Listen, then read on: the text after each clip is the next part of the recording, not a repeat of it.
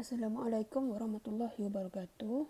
Saya Nurul Nadia. Hari ini saya akan terangkan berkaitan assignment BIM yang Prof kasih. Okey, berdasarkan soalan, saya kena design BIM DE di level 1. So, ni data-data yang telah diberikan. Dan ini ialah plan view dia dengan ini adalah side view. Okey. Kalau kau dapat lihat kat sini, beam di ini ada dua supporting beam. So sebelum tu kita kena cari dulu load distribution dia untuk slab 1, 2, 3. Saya sekalikan cari slab 1, 2, 3 ni sebab saiz dia sama. So saya sekalikan je. So kalau nak cari dia Ly per Lx iaitu 5 bagi 2 dapat 2.5. Dia lebih besar daripada 2. So dia slab ni ialah one way spanning slab. Untuk cari slab 4 pula 6 bahagi 2 dapat 3. Jawapan dia lebih daripada 2. So dia pun one way spanning slab juga. So seterusnya kita kena cari unaffected load. Permanent load dengan variable load ni dia dah kasih tadi dekat soalan tadi. So nak cari design load dia ni, kita kena masukkan je lah GK dengan QK ni dalam formula. So nanti dapatlah 12.75 kN per m squared. Okay, seterusnya kita kena cari total design load untuk slab 1, 2, 3. Sebab slab 1, 2, 3 ni sama. So sekali je kita kira, tak payah kira 3 kali. So nak cari total design load ni, kita kena N darab area. Area dia 5 kali 1. So dapatlah 63.75 kN. Okay, untuk shear force pula kita guna formula ni, W bahagi 2. So masukkan nilai, dapat 31.88 kN. Okay, untuk shear force total untuk secondary beam, disebabkan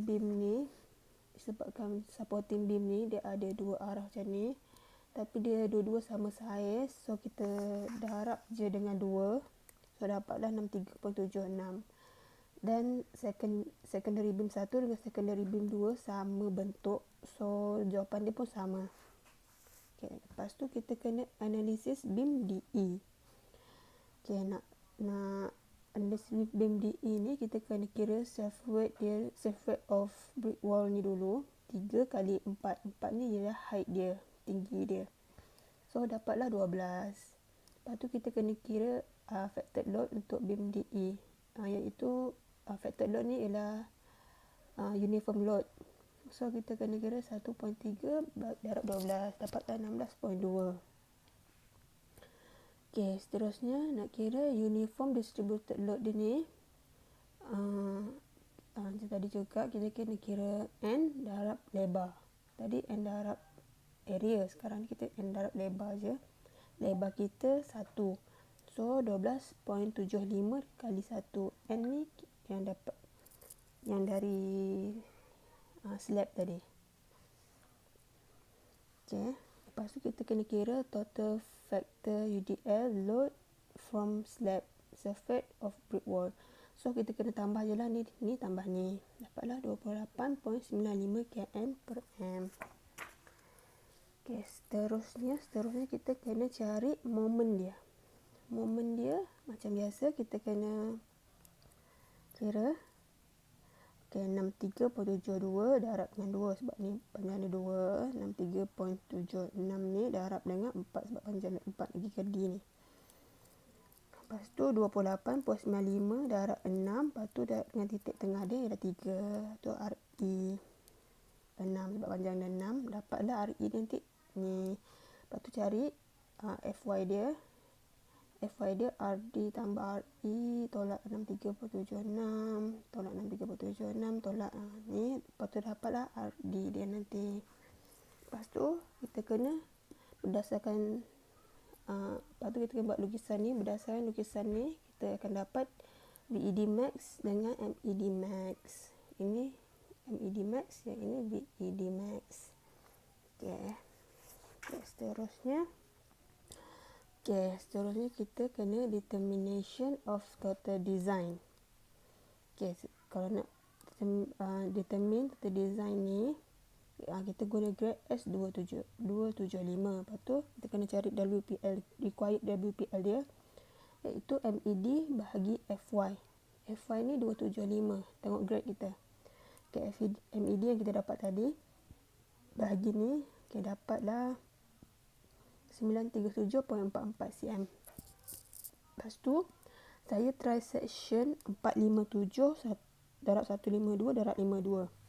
Sebab dia punya WPI dia lagi besar daripada required WPL Y lagi besar daripada WPL yang dikira. Ni yang dia beri. Dari saya ambil ni, saya ikut nilai yang ini. Dari buku ini saya ambil nilai yang ini. Boleh. Lepas tu saya masukkan dia punya maklumat ni, masukkan dalam ni. Saya tulis. Lepas tu saya kira dia punya material properties dia. Material properties ni kita kena tengok dari table 3.1. Sekejap ya. Table 3.1. Ini table 3.1. Material properties ni kalau kita tengok dari sini, dia steel grade dia S27, T dia kurang 40, FY dia 275. Macam ni. T dia kurang 40. Lepas tu kita punya S275. FY dia 275. Lepas tu FU kita dapat 430. So kita dapat 430.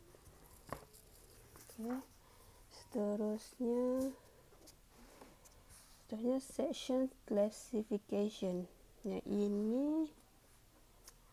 ini saya dapat dari table 5.2. Table 5.2. Table 5.2. Kalau tengok dari sini table 5.2, nak cari dia 235 per FY. Ni saya dapat dari sini. So nanti dapat jawapan 275, kita FY kita 275, so kita pakai 0.92. 0.92. Lepas tu masukkanlah dalam flash dia ni, yang ini tengok. Masukkan, dapatlah flash dia class 1, web dia pun class 1. So since flash and web are class 1, the section is classified as class 1.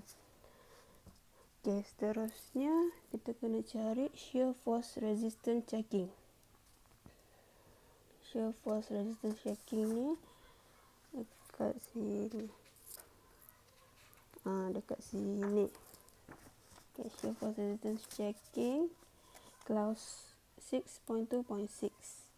VED yang kita dah cari tadi, VCRD, masukkan dalam formula yang ini. Ini formula dia. Lepas tu kira AV web dulu. AV web ni yang ini. Yang ini. Tu kita masukkan nilai dia, masukkan yang tadi yang kita dah cari tadi, dapat ni. AV tadi yang saya tunjuk tadi, masukkan. Lepas tu kita bandingkan. Therefore kita kena ambil nilai yang lagi besar. So nilai AV web saya lagi besar, so saya ambil nilai AV web. Lepas tu kita masukkan AV web ni, kita masukkan dalam formula yang tadi, masukkan, dapatlah VPLRD kita 516.45. Lepas tu kita buat design check. Lepas tu dapatlah dia kurang daripada 1, so this section is okay. Seterusnya kita check shear buckling resistance. Shear buckling resistance kita ambil dari class 6.2.6 number 6. Dia kena lagi kurang, HW per TW kena lagi kurang pada ni. So lepas kira dia kurang, so shear buckling ni tidak diperlukan, not required. Okay, lepas tu kita kena kira bending moment resistance checking. Moment kita dah dapat tadi. So untuk class 1 cross section kita kena guna ini punya formula. So kita masukkan je yang data-data dia dapat nilai ni, tu kita bandingkan. Lepas tu kita nak tengok design check dia kena kurang daripada 1. So kita lepas cari nilai ni, so dia dia okey sebab dia kurang daripada 1. Okay, seterusnya combine bending and shear resistance. So nombor 1 kita kena disebabkan shear force at maximum moment ialah kosong. So kita kena cari 0.5 VCRD. So saya dapat 258.225. So kita bandingkan. So dia lagi kecil, maknanya bending and shear resistance is not required.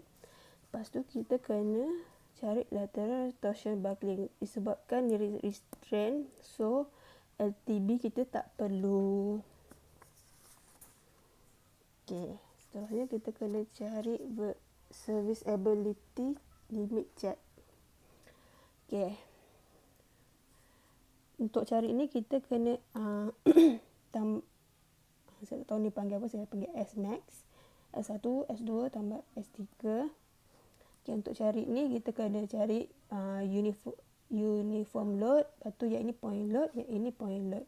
Sebabkan kita ada uniform load 1, point load ada 2. So kita masukkan je lah dalam formula. Formula ni saya dapat dari sini, dari buku ni.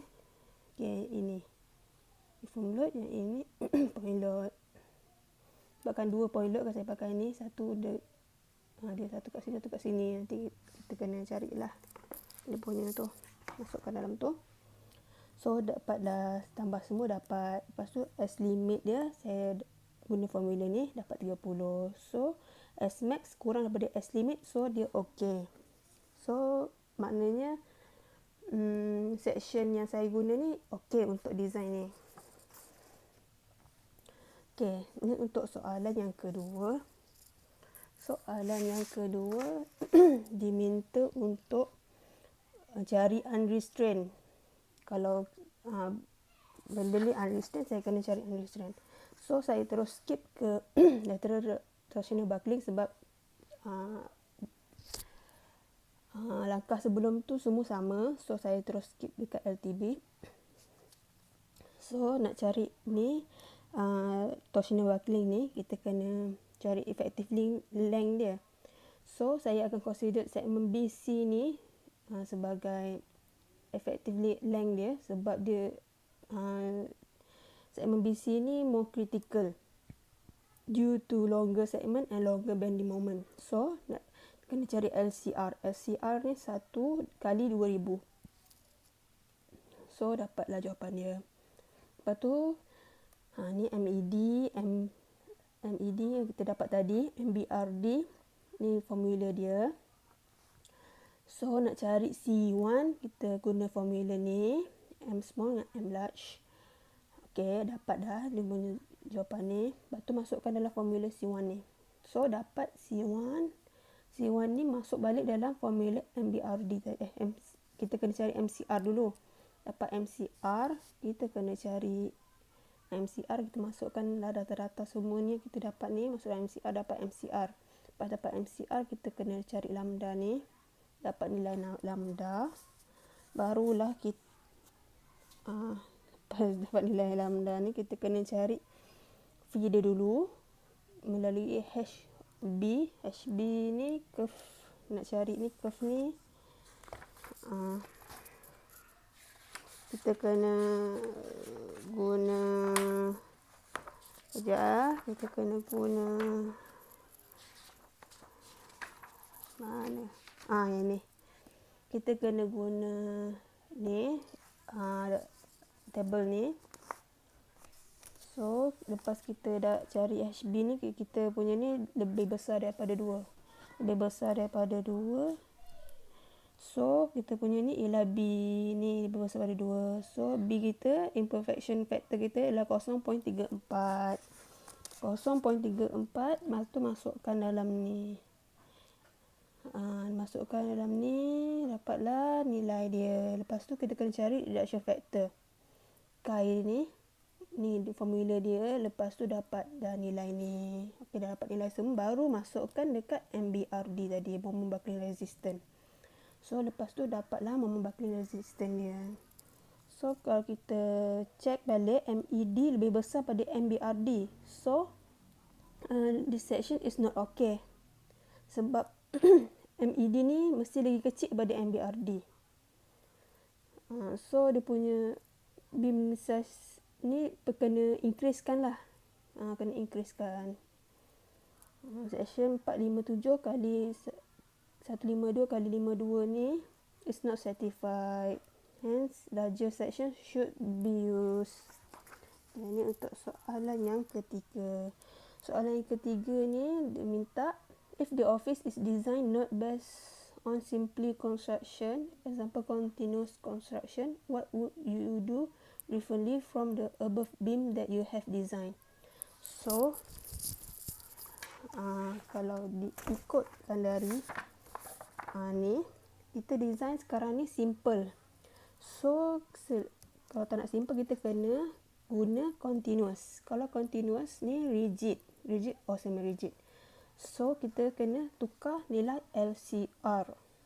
Sebab nilai LCR dia lain. LCR kalau simple ialah 1.0. Ni kalau rigid atau semi rigid dia 0.7, 0.8. Bagi saya kena tukar LCR sahaja, yang lain semua sama. Itu sahaja daripada saya. Terima kasih.